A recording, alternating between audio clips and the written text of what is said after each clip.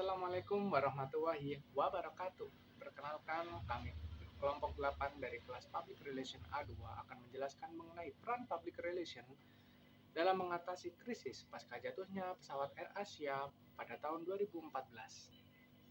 Sebelum itu, kami akan memperkenalkan anggota kami terlebih dahulu. Saya Pelangi Sinadriana dan Sasmito, lalu terdapat Gilang Ariantama, Kinanti Ayu Hapsari, Novi Enjera Handayani, dan Nur Zahrun Aljana.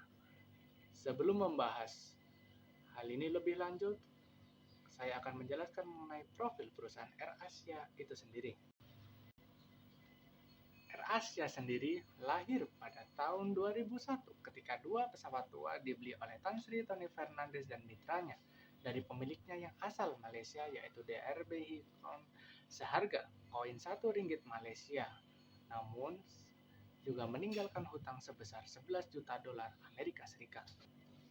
Dengan kekuatan inovasi, semangat kerja tim yang hebat, layanan AirAsia Group kini telah menjangkau jaringan paling luas di seluruh Asia dan Australia, termasuk di Indonesia dengan nama Indonesia AirAsia X yang merupakan penerbangan jarak jauh dan murah pertama di Indonesia. Seperti yang sudah dijelaskan oleh teman saya sebelumnya mengenai profil perusahaan dari AirAsia, di sini saya akan menggiring dan juga memberikan pemaparan mengenai topik permasalahan yang sedang terjadi di AirAsia. Nah, AirAsia sekarang membutuhkan melakukan public relation untuk menghimpun kepercayaan masyarakat agar bisa menikmati lagi jasa pelayanan. Nah, kenapa kok membutuhkan public relation ini? Ternyata AirAsia pada tanggal 28 Desember 2014 terjadi kejadian yang kurang mengenakan, yaitu pesawat dengan tipe NZ8501 jatuh di Selat Karimata dengan rute Surabaya menuju Singapura. Nah, kejatuhan inilah yang menyebabkan masyarakat tidak lagi percaya atau menggunakan jasa pelayanan dari maskapai AirAsia. Hal ini menyebabkan penurunan terhadap jumlah penumpang yang menggunakan AirAsia ini tadi. Nah, dengan adanya peristiwa yang kurang mengenakan ini, bagaimanapun caranya AirAsia nanti akan berusaha untuk menarik perhatian. Ada kalanya kita jika membandingkan dengan sebelumnya dengan harga, memang harga tiket dari AirAsia ini terkesan lebih murah. Nah, karena inilah muncul dua persepsi atau dua yang menjadi pemikiran dari masyarakat. Yang pertama, harga tiket murah sehingga bisa dijangkau. Yang kedua adalah harga tiket murah namun dengan pelayanan yang kurang enak atau mungkin dari kualitasnya yang kurang baik juga, sehingga persepsi ini yang menggiring masyarakat. Karena harganya murah, maka pelayanannya ini menjadi rendah juga. Nah, oleh karena itu dan juga karena kejadian jatuhnya pesawat dari AirAsia ini menyebabkan akhirnya masyarakat kurang meminati untuk menggunakan jasa pelayanan AirAsia. Selanjutnya, saya Nur Zahrun Aljana akan menyampaikan peran public relations secara general di dalam suatu perusahaan. Menurut Dazier dan Brum, terdapat 4 peran public relation di dalam suatu perusahaan. Yang pertama, sebagai penasehat ahli. Yang kedua, fasilitator komunikasi. Yang ketiga, fasilitator pemecahan masalah. Dan yang keempat, teknisi komunikasi. Oke, sekarang saya lanjutkan ke sesi selanjutnya.